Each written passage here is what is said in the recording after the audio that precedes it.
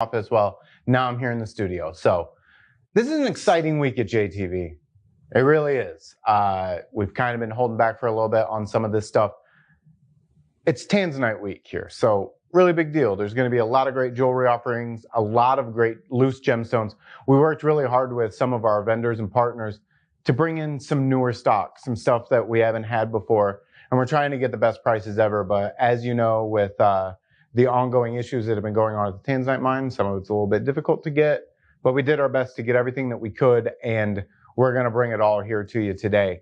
So I'm going to start out by saying definitely pay attention to schedules. I know tomorrow at 4 o'clock, Scott is going to have some really, really good pricing deals that we worked hard to get.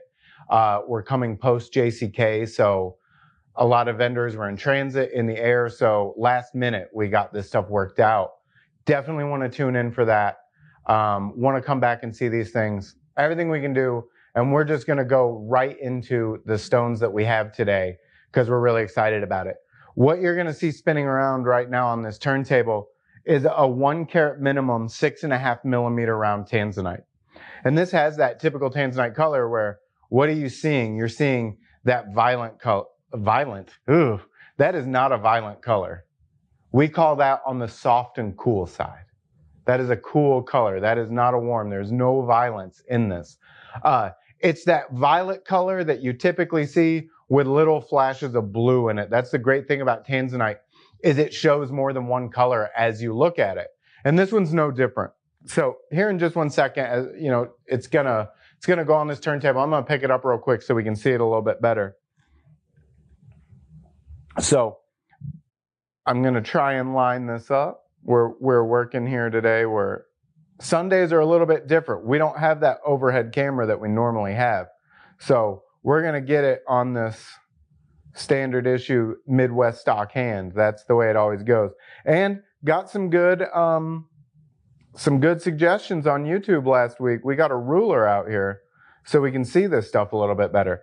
So one thing I really like about Tanzanite, you know, gemology is so fascinating and it's so fun. It's something that you're constantly learning about and that you can constantly put into practice every day. I was so excited this week that I got to bring out my refractometer, dust it off, and I got to do some gemology work this week. And it just got me so excited. So one thing that I'm going to put out here that I wanted everybody to see because it's really handy in life is this little calcite dichroscope. So this is something that is an absolute lifesaver when you're trying to figure out if you have a garnet versus a tourmaline or a garnet versus a ruby, because these colors line up so well. And these are very easy to use. They're very, very simple. So basically what happens is you look in the end that doesn't have like the little lug nut on it. Like one end will have a little lug. Sorry, I'm watching to see it's lined up. This is the one you want to put your stone up against this opening right here. And then you put your eye up against that opening. So just kind of like this stone up against it. So what's going to happen when you look through there is you're going to have two little boxes. One will be oriented here, I have to think for the camera, and then one just a little bit below it. So when you do that, you're going to see two colors in those boxes.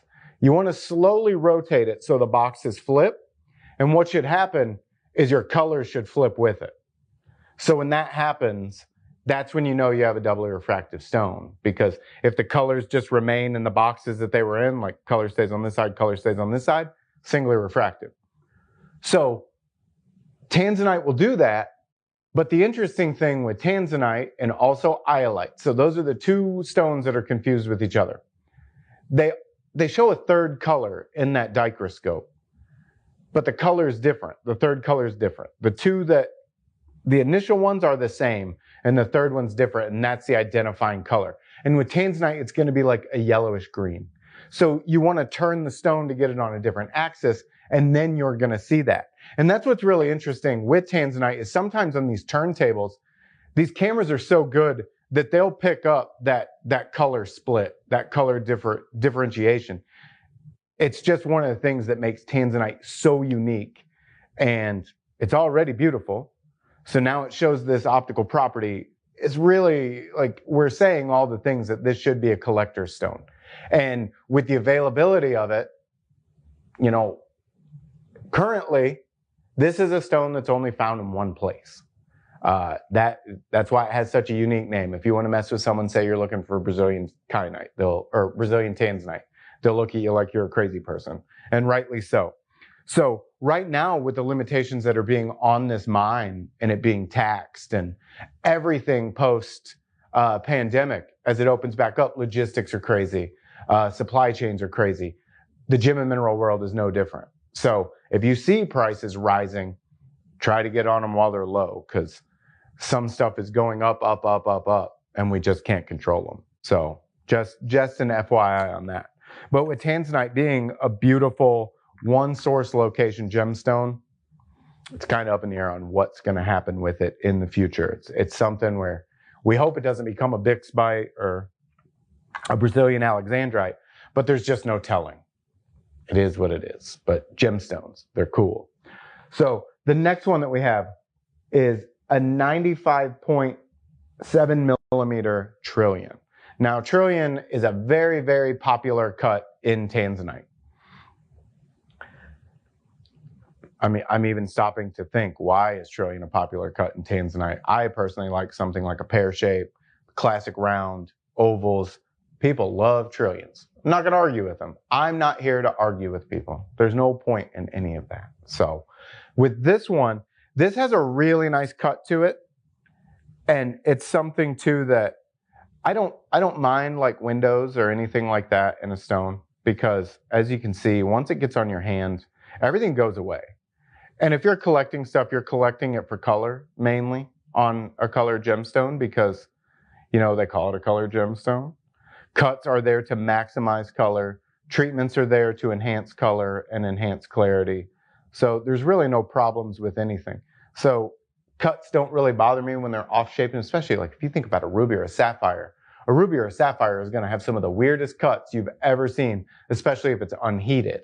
If it's unheated, they're really trying to maximize color. If you have a perfectly cut, unheated ruby or sapphire, just leave your wallet at the door, because they're taking whatever they want out of it. They can ask anything for that, because a perfectly cut ruby or sapphire is pretty super rare. It really is. So when you see this stone go around, you'll see a little bit of color drop out, not a problem, because you're going to want to make earrings out of this. You're going to want to make a pendant out of this. And once it's on something, all that will close off. It's not an issue whatsoever. And with this being a 7 millimeter trillium, a pretty decent sized stone, it would show up pretty well in a pair of earrings. And that's what everybody wants, is big and bold. It's something that's really beautiful. But again, you know, hard to find, hard to get in, but these are ones that we really sought out and tried getting in here, because we wanted this tanzanite event to be a really exciting thing. We didn't have a lot of stock that we were able to show. We were able to get stuff in. It's kind of been hard. It's been stressful. This may have been what caused George to retire. We're not sure. George may have said, you know, this is a lot of work. You're putting a lot on me. I got to go. But we don't think so. We think George just wanted to get to Portugal as quick as he could. So if George is watching, which he might be, George can't ever fully retire, but he might be out there watching this and saying he could have gotten a better price than Tom got on this. And we're not going to talk about that. It's just George being George. So this next one that we have, really, really, like, this is a gorgeous stone. I'm going to let this turn and we'll talk real quick about carat weight and millimeter size. This is a 9x7 oval. And you can see what I'm talking about as that turns, where you have that light blue into that violet purple color. And it's just a stunning color. This is really what you want out of tanzanite. Some people would like a little bit more saturation of blue. I'm not that person. I've always been told that my eye is drawn to the lower grades of tanzanite, and that's just personal preference. That's all it is. Like, I find lower grades of tanzanite to be a more appealing color. Once you get up to the 5s and out of, like once you get up to those, I think, I don't remember what they call the industry grades. I'm so used to our internal grading systems. But once you get into those out of grades, the max colors, they're beautiful. They're a really nice blueberry color, but I like this. I like the lighter shades just a little bit more. So I'll go ahead and pick this up so you can see it against the standard issue, because I think that really says a lot when you see it against my hand, that this is going to show up very well. You know, Father's Day is coming up. If you have a husband or dad in your life that's a gemstone collector or even likes jewelry, this would be a great starting point. And, you know, we have wonderful programs here. We have great in-house jewelers.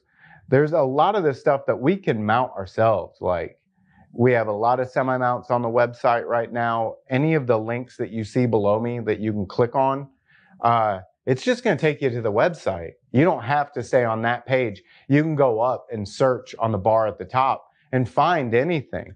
And looking for semi-mounts or something to make a custom piece of jewelry is no different. You should definitely do that, because I wear jewelry. A lot of people in our building wear jewelry. I mean, why wouldn't we? We can't support what we don't support.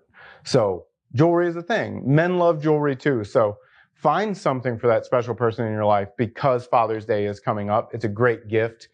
He might not know that he's a jewelry person, but if you buy a nice quality tanzanite that's going to have great color and a great story behind it, and he's going to be able to tell everybody, no, my wife got it from some guy named Tom Joyce. We don't know how that's going to work, but I think it'll work out pretty well. I think he'll be very proud of this. Sorry if you heard my ice clinking. I need a little drink of water, a little sippy sip. Get a little parched. These lights are bright. We made it. We're starting off a new week. I gotta get hydrated. It's Tanzanite week. It's gonna be really busy for us. So I gotta keep my fluids up to get these stones out to everybody, because I know we're gonna hit the middle of the week and my phone's gonna be ringing and it's gonna be Miyoshi or, you know, who knows who it's gonna be calling and saying they need some more stones, and we're gonna have to react. That's what we do here, is we're always reacting. We're always ready to get more stones, because I know our customers, they're gonna want more. These are gonna sell pretty quick, especially throughout the week. The great thing is you're getting in on Sunday. Once a replay of this happens, none of these might be available, because these might get poached to go into a show. It's very, very possible. Hey Shane, how am I on numbers? Okay, cool. That is perfect. So this is the last stone I'm going to show. I'll probably talk about the little calcite filter just a little bit more, or the calcite dichroscope, just so I want people to love gemology. I want people to learn, practice, get acquainted with things themselves, because the more you know about loose gemstones and how to identify them, like little identifying things, like a refractometer, it takes a little bit of practice to get used to it, because there's no black and white in gemology. There's a lot of, wait, what was that, Shane? Okay, so Shane says he noticed on the camera on the board that this one has a little bit of yellow in it as it turns around down in the pavilion, and the pavilion is the point down at the bottom of the stone. We might see a little bit of yellow come through in this stone. So, oh, yep. Oh, yeah, wow. So with gemology, like I said, there's really no black and white in gemology. There's small little anomalies with things that'll happen. So when you will look at a refractometer, when it says that tanzanite is, I believe, Shane, it's around 167 to 169, right? Or 170. About 168 to 17. See, this is why you have to have other gemologists here. Like when someone makes a cert and they identify color, 2 or 3 gemologists have to agree on it before they'll ever put it on there. So, and that's even why I say there are anomalies here, because your low end could change a little bit depending on the chemical makeup, depending on the inclusions, depending on lots of different things. So you have to look at a lot of stones before you're really comfortable with a refractometer. A spectroscope, even bigger. That one is fine-tuned. You have to spend hundreds of hours with a spectroscope to be really, really good at it. A dichroscope is pretty simple to use. Light tones that are close, that's where you're going to have an issue. But on a doubly refractive stone, tourmalines are really good. Zircons are pretty good. Tanzanite's pretty good. Iolite's pretty good. Peridot's a little bit harder because that green to, yellow green. But if you have any synthetic stones, practice on those. Synthetic ruby, synthetic sapphire, synthetic emerald. Emerald is one that you'll see it all the time. But I have to say, like with the mixed faceted parcels that we sell, which you can find online, this is a great addition to that, because I promise you, when you get one of these, and you can do a simple web search to say, what will I see in a dichroiscope for this stone? If it's doubly refractive, tourmaline, ruby, sapphire, emerald, aquamarine, stones like those. It'll show you a picture of what you should be seeing through that dichroiscope. And as long as you know to turn it and it's going to flip, you're going to have a lot of fun going through those faceted parcels and looking at it. That's why we always say, have a loop, have a scoop, have tweezers. And this is a great addition to just play around with, because once you see it and once you identify that, then you're going to get someone in your life. And when they come to your house, you're going to be like, if you want to see something really cool, like pick up this thing, and then you're teaching someone else. Because it's really fun. I know that I can't be the only person who does enjoy just giving someone some information and then seeing them run with it. Because again, the more you know about loose gemstones and how to identify them, the better buyer you're going to become. And that really, better buyer, better collector, and better seller if that's what you want to do. But I mean, let me do the selling for right now. We'll stick with that. I'm not going to tell you not to, but sometimes, market values fluctuate so much that you want to have a trusted person you purchase from. You will become one. But for now, just kind of tell them, come see Tom Joyce. That's how we're doing things right now. So last stone coming around. And this one's a good one. This one's a big one. This is a 2.25 carat 8mm round. So this is kind of, I guess you'd call it the goat, the white whale, Shane. I mean, I would call this a white whale. As far as tanzanite goes, this is probably right in line of what you want. Like it clicks all the boxes. Color's great, cut's great. Depth is good when you see it go around. I used to joke around, maybe depth's a little bit, but that just means that the crystal was pretty dark. So they're cutting it deep to, So the crystal was kind of light, so they're cutting it deeper to maximize the color and make it a little bit darker. When it's really dark, they cut it shallow. So there you go. You got to think that. So there are some of these, but the proportions are even. And I'll even pick this up so you can see just how even the proportions are on this stone. Because a lot of times when it goes sideways or, gets a little wonky, when it's sloped on one side, just not a great cut. It's going to affect the color. It's going to affect the light return. But you can see on this one, that is pretty even all the way around. And I'll even spin it with my thumb, because that's something that you really look for, because it's going to mean evenness of color in the stone. And you can even see too, as this comes, that's pretty even color. I'm not good with a camera, like lining it up. Shane's always, I'm sure in Shane's head, he's like, just leave it in one space. I'll make it work. That's all you have to do. You have to have a good cameraman in your life. They have to know angles. They have to know shadows.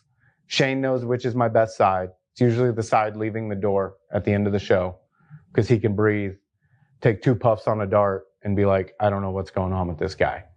This is not talent. This is not the talent I signed up for. Like, this is what happens when you get a gemologist up here and not someone trained to do camera ready work. I am not ready for the big time.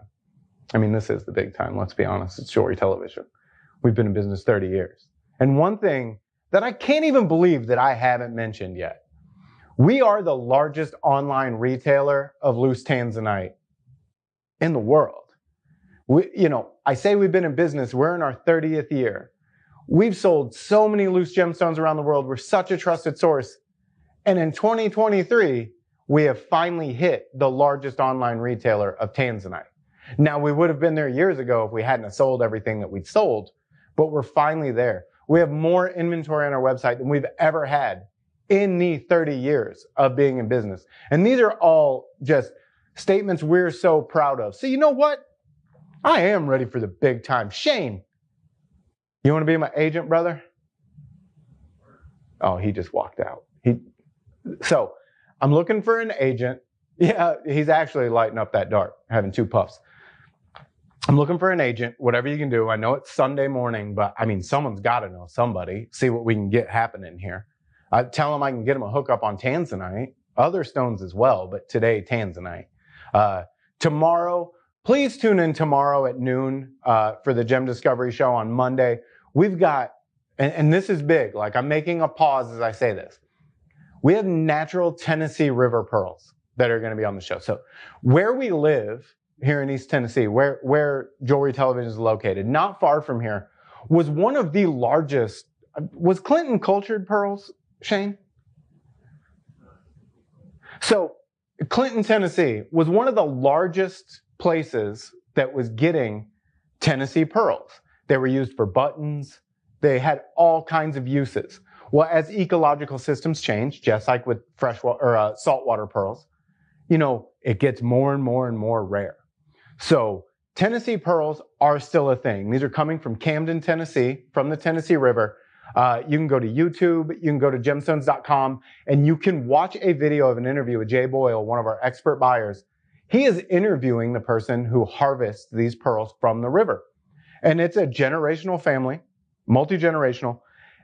And I can't tell you how unique these shapes are, how good the luster is, because you can find Tennessee pearls in a river, and they just might not look good. They're not attractive. That's it. Just the rarity is how good they look. But the rarity also is that they're still happening. They're still being cultivated. They're still being harvested.